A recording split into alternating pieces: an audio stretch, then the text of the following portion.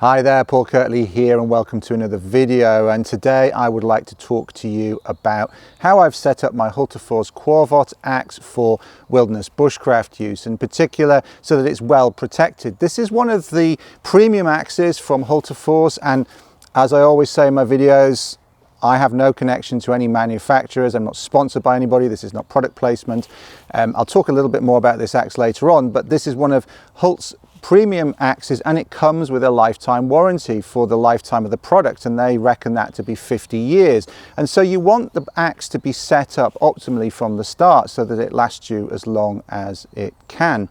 One of the things I have to say about axes in general, this is not specific to Hultafors, is that the handle finish is never as good as it can be. And it makes sense. This isn't really a criticism. It's just, I guess, the reality of the economics of producing something like this. Most of the time and the effort is of a good quality axe is spent in making sure the head is really good. If it's hand forged, the man hours and the time go into making a really good quality axe head, and that's fine. That's what I want to pay for. Also, you're going to get a good quality hickory handle on Hult's axes, on Qvarfot's axes, and they don't spend a lot of time finishing the handle in the factory. It comes with quite a cursory finish. I want this handle to be well protected. So the first thing I do is refinish the handle. And there is a free PDF guide on how to do this. You can get the link to that below. I'll also link to it up here in the cards for those of you that are watching YouTube that way that can see the cards. And I'll talk through it briefly, but the full details are in that 12-page guide. Basically, you scrape off the remnants of what there is from the factory, and I have to say this particular axe was really quite dry. The handle was quite dry. There wasn't very much finish on it, so it was a priority for me to get this refinished before I even started using it. Sometimes I'll use an axe for a while, it's got a reasonable finish on it from the factory, starts to wear a bit thin, and then I'll refinish it. But this one, there was no way I was going to start using it. Now, yes, I could have just started putting some more linseed oil on it, and it's boiled linseed oil that you want to be putting on axe handles, but I wanted to get the handle as smooth as possible, and so what I'm going to do is scrape the finish right back to the bare wood. Okay, then what I'm going to do is I put hot water on the axe handle so that it raises the grain, and then I dry that. If you're in the woods, you can do it over the campfire. You're not cooking it, you're just using gentle heat. If you're at home, you could use a hairdryer, and then the grain will be raised. And that can happen when you're using an axe when it's not got much finish on it, and you often find that when you're using the axe and you've just bought it and you start to use it, the handle gets noticeably rougher, and that's just from perspiration in your hands. So I don't want that happening with my axes. So what I do is I make that happen right from the get-go, and then where that grain raises up a little bit, I scrape that off. And what I just use a Stanley knife blade. I just use it perpendicular to the handle, scrape that off.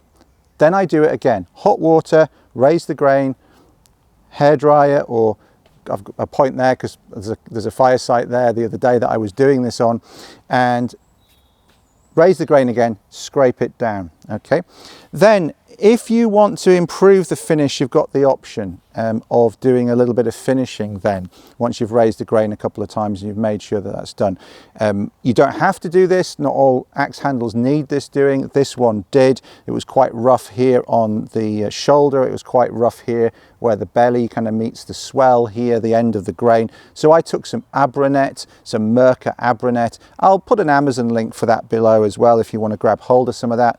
All helps, you know, it's an affiliate link, but it's the stuff I use, and it cuts really well. Don't start with anything particularly abrasive. I'll start with something like 240. Just run it along here, get the grain really nice and smooth. Also, don't use sandpaper. Sandpaper will put nasty scratches in. What you want to do is just cut with something like Abranet, remove any roughness, and then work up to finer. So go to say 320, then go to 400 and get a really nice smooth finish. Okay, so then the wood's nicely finished. I've raised the grain, I've removed any rough patches with the Abranet if you need to. You don't always have to do that. The wood's in the state that I want it to, and now I'm going to start applying the linseed oil, and it's boiled linseed oil that you want to apply to this. So I put it next to the fire a little bit just to warm it up slightly, and I apply it with a brush, a small paintbrush, and then I take some really extra fine wire wool, so it's 5 zeros extra fine wire wool, and I will rub that wire wool on the linseed oiled shaft of the axe and just work all of those areas, but particularly the areas that I've needed to smooth off. And then I take some kitchen towel, some disposable towel, and I wipe off the excess. Okay, and it's important that you don't put linseed oil soaked rags in a bin, in a trash can, because they can spontaneously combust, so you're best off burning that somewhere where you've got good ventilation, because the fumes are not particularly pleasant. And so I tend to do this outside. I was running a Woodcrafter course last week, axe and Campcraft course, and so I started working on this axe during that course, and I can just burn the paper outside. Then I do it again immediately, put some more on, more linseed oil on, rub it with the 5-0 extra fine wire wool, smooth over all those areas, wipe off the excess, and then I leave it overnight. Then the next morning I see how it is. Sometimes if you're outdoors in particular, there's a bit of overnight moisture. As the humidity goes up, the temperature drops, the humidity goes up, the grain might have raised a little bit. So it won't have raised very much because you've removed it. So what you then want, again, in the morning, more linseed oil. I'd still warm it up at this point because it just reduces the viscosity a little bit, and rub it in with the wire wool just to remove any bits that have raised overnight, and it will get rid of it. And then wipe off the excess and leave it, preferably on a nice sunny day like today. I don't tend to do this in the winter outdoors. I tend to do it once we get into the spring and we get some nice sunshine like we've got today. So leave that just somewhere where it can air dry and sun dry during the day, and then I'll probably put another coating on in the evening. So that's like the second day. So now I've got like 4 coatings on after 2 days. And then I'll probably do the same again the next morning, and it should start to get to the point where the grain's not raised overnight with any atmospheric moisture. And then what you want to do, if that's the case, is you just want to put on a layer of linseed oil again and just wipe off the excess. Leave it, do the same again the next day, and just keep doing that every day for about 10 days, and you'll build up a really nice finish. And this has had about a week's work now. It's still got a few more days to go, but it's starting to look really nice. It feels lovely. It's smooth in the hand, but also the finish allows you to get a really good grip on the handle. Now this will then protect it from moisture. It will protect it, if you're putting it into snow, and it's much better protected from the elements. I will keep building up that layering of boiled linseed oil, and then I will keep on adding every month. I'll just put a layer on every month, and then after that every year, or if you've done a heavy trip, just treat it again and let it dry, and you just get this really, really nice finish. You've seen some of my older axes in some of my other videos, and you can see how good the finish on them is. Even though the axes are 20-25 years old, you can keep the handle in really, really good condition doing this. So get that link below, do that to your axes if those axes are important to you, if you're going to be using them a lot outside, if you're going to be taking them on wilderness trips. Keep that handle in good condition. All right, so that's the main thing that I do. Then the next thing that I'm going to do, I have to say, I really dislike these Hultafors axe masks, what some people might call a sheath. They are big, they're bulky, they're like sponges for moisture. The type of leather they use, it just seems to soak up moisture. If you get them wet, they're really hard to dry. They're quite matte on the outside. They don't have any sort of shiny finish on the outside. I'm sure you could treat these with something to make them more water repellent, but I find them like moisture sponges. I really don't like this closure. Getting it on and off is just a pain in the backside. So basically I take that and I get rid of it. And then what I do is I get someone to make me a really good quality mask that is smaller and better quality. I've talked about this on some of my videos before about setting up my half axe. I'll link to that below as well. And I get a good quality mask. Now this isn't just about that mask. This is also about, this will go in my pocket very easily, this mask, and that's what I want to be able to do when I'm using my axe. I want to be able to put the mask in my pocket.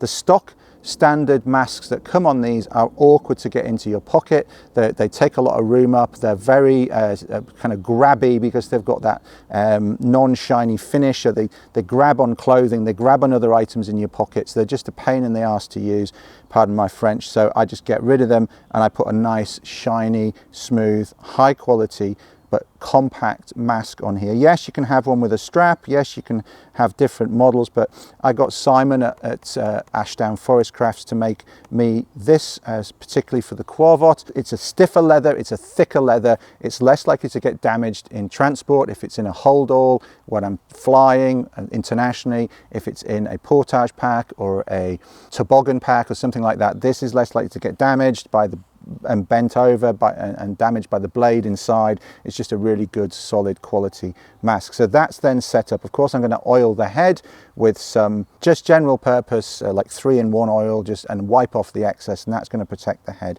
And that's my axe then set up. This axe hasn't been used yet. As I say, I've been working on the handle. I will use it a little bit and then I'll give it a really good sharpen. The edge on this one is actually pretty decent straight out of the factory, so I haven't needed to sharpen this yet. I haven't used it yet, but I've used Qvarfots a lot before, and we've got some in our course kit. Our students enjoy using them. They're really good felling and limbing axes. It's a small felling axe basically. It's about half the weight of a full-size felling axe, and it's about 3/4 of the handle length. Similar size to the Gransfors Scandinavian Forest Axe. I think this is a real competitor to that, and it works very well, particularly once you get it set up optimally like this. It's an absolutely fantastic axe. Very, very useful generally out in the woods if you want a slightly bigger axe than your half axe. Particularly well suited to winter travel as well, when you're going to need more firewood and you're going to need to work with tougher firewood. And then the final thing that I'm going to do with an axe is pair it with a suitable saw. So my preference for winter travel, I've talked about this in other videos, is a wooden frame saw that I keep in this canvas bag. And more generally would be something like the Boreal 24 as well from Agawa Canyon. Both of these saws are 24-inch saws. So I generally pair a 24-inch saw with a 3/4 length axe. That works very, very well generally, and also particularly in winter conditions. And if you'd like to learn more about my winter kit in general, my winter bushcraft tools, then click the video here.